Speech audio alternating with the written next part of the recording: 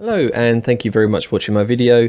This is going to be a guide to the PvP maps for Guild Wars 2 for those of you who are relatively new or experienced but want to just brush up on a few things. We're starting off with the most popular map, Legacy of the Foe Fire, and the area I'm standing here is where you have your Lord. So the Lord is one of the key parts of this game. The Lord is inside a base which is protected by walls that have to be defeated. When you're taking down a wall, it will give an alert to your opposition that your wall or your Lord is being under attack.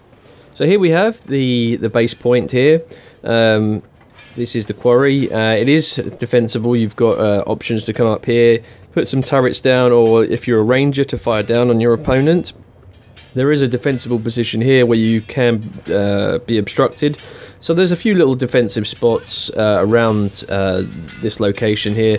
Again, you know, the option to put turrets there if you're an engineer, or to fire down if you're a ranger. If you want protection, there is because it's raised, you can hide just behind several locations.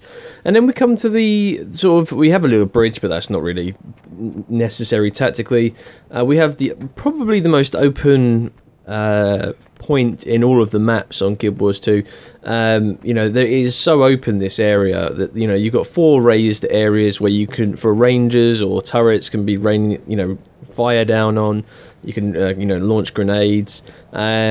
In the middle, if you're squishy, I'm just going to demonstrate here. You can put turrets along here, and because to attack them, if you're trying to melee these turrets, you have to go up and off the point to take them out. But yeah, it's extremely open. Rangers work very, very well on this map because they can stand at this point here and rain down. Grenades for an engineer are also equivalent, and mesmers as well, with the ability of the greatsword. But also this option here, I'm just going to show you. This is another way you can come up from your base to the opposite point. This is the waterfall point, or if you're in the red team, it would be, you know, designated far. You've got a little hidey hole there, not really used that much.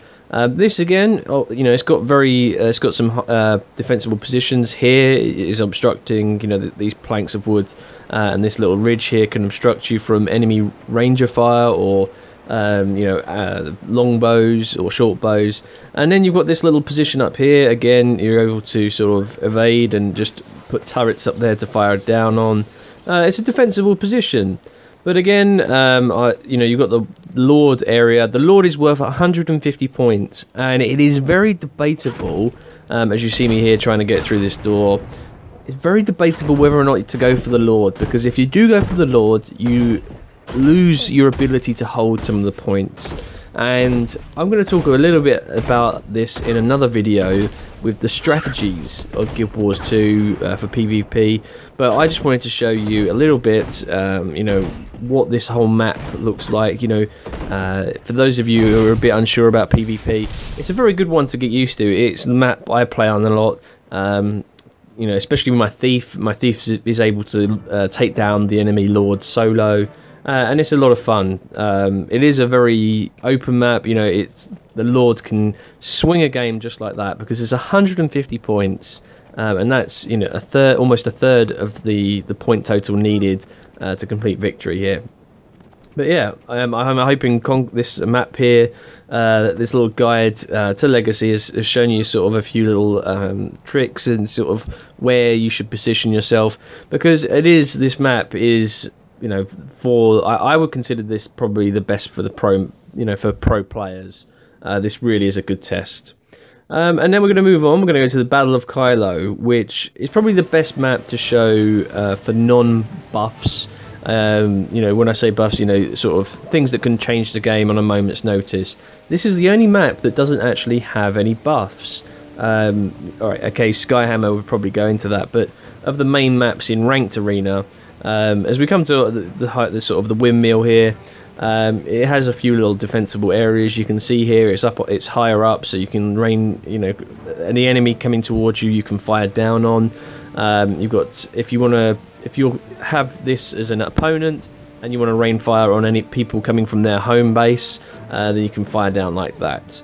You know, there's a few tactical advantages. This side also has a unique thing where you can climb up this little ramp here and get to mid very, very quickly. It's not on the other side, but yeah, this mid is a very difficult position to defend because you get the trebuchets will fire down on you. You've got windows that obstruct your view to the enemy, and you can get attacked at will. If you've got a good guardian or a good turret engineer, they can hold a point well as long as you take out the enemy treb, because it's very difficult to hold that position when an enemy treb is firing down on you. We come to the opposite side, so this is the mansion, and again it's very similar to the windmill. It does have a few slight differences. You've got this little ramp up here, so you bit of, you know, sort of put a turret up there, and you can hide around here. It gives you a bit of obstruction. You know, it's an alternate place if you want to evade or sort of escape enemy fire. To go around there, lead them on a merry-go-round. You know, it's a different option. But again, look, we don't have this little sort of ledge that we can jump up onto on this side. It's a tactical disadvantage for the for the blue team because they can't come up. Just this area here, if your trebuchet does get destroyed, that's where the repair kit spawns. I'm going to run over to the treb just to show you. It is a significant way if you are going to repair it. You want to be on something that can repair it pretty quickly. A mesmer porting is a very useful strategy, as some of my other PvP builds would have shown you. So the enemy trebuchet, I am going to try and damage it, but it's not able to do this in this sort of without any enemies in play. But yeah, this is where the treb is. Pretty defensible. I wouldn't say it's too defensible. I tend to leave the treb. If an enemy comes towards me, if they're a heavy enemy and I'm a mesmer, there's no point really fighting. You might as well just repair it. So we're going to go back to our trebuchet. Unfortunately, you can't use it in this mode. I'm going to put in some more PvP footage of me using a trebuchet, and you have to. There are 3 places where you really need to focus on. Obviously, you've got the home, the mid, and the far. And each location has different power, the amounts of power that you have to launch at the particular spot. And I'll put that in this sort of the fighting updates of me showing you the different range, sort of the different amounts of power that you have to put in on the trebuchet. And that's it, pretty much. Battle of Kylo. It's a good place to learn because there's no buffs you have to worry about. It's all about gameplay, and I would say this is one of the few maps that involve solid PvP strategy. And then we come to the Temple of the Silent Storm. This map is a map that really you will not see more swing maps in PvP than in this one. And what I mean by that is that as we're going to go to the home first. If a team's leading or behind by 100 points or so, within a minute that can be changed around, and that's all to do with the buffs, and we're going to talk about that a bit later. But we've got here, this is the home for the blue team, and we've got here, it's pretty defensible. You've got 2 ways, you've got the little pillars here that you can hide behind. You've also got, if you're trying to take the point, you can come up here and fire down on someone. And you just come around the side to take them on, try and lure them up, and then you can jump down and capture the point. It runs under the little bridge here. We will talk about this buff that comes up at this location. This is what the spotlight is. Again, places to hide. You don't want to fall down the holes there. It is strategy. If you get knocked down there, you have to come out by the mid, and I'll show that later. But again, similar to the blue home, the red home is defensible. You've got the flat, sort of higher areas. You can hide around the side here, sort of, if you want to surprise someone. It's a defensible position. And now what we're going to do, we're going to go down to mid. Probably one of the hardest positions to hold in the game. You ignored the areas to the side there. There's no gameplay involved there. But yeah, you can get attacked from so many angles over here, and you may not even see it. I mean, because you're so low and they're so much higher, your vision can be really impaired, and a lot of the time you have no idea who killed you. But I'll show you guys now as a grenade engineer. It's very easy to rain grenades down from either the point over this far side or the point here. Ranges again crucial in this map. You can launch grenades down and really rain fire down on your enemy if they're trying to hold that point. You've also got the option here to jump over, and you can range them from this point, which can take you out back into the mid section, or you can you know, rain grenades or rain barrages down on your opponent.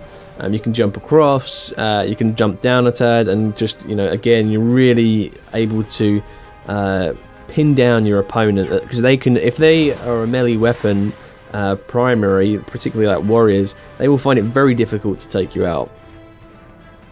So let's talk about the buffs. We've got the buff here. This is one of the buffs that give you, there's buffs side by side, one for each side, each team, and they give you a bonus of 3 points for every kill you get. So it doesn't last long, I think it's a minute or so, and if you get both of them, obviously that's an extra 6 points for every kill compared to 5. I'm going to talk about that in another video. You've got stillness. This is the buff here. This doubles your points for every position you have. So if you have 3 positions, you will be getting 6 points every tick rather than 3. Again, this is one of the key points in how the game can change. And then we come downstairs. This point is only used once or twice if it's that good a game per match. 8 minutes 30 it will, and 2 minutes 30. Tranquility will appear, and tranquility will appear, and it's a long commune. I think it's double the commune length of stillness, but the altar, the gate, and the temple will all become yours or your team if you capture that, if you commune. And imagine if your opponent has 2 points and you've only got 1.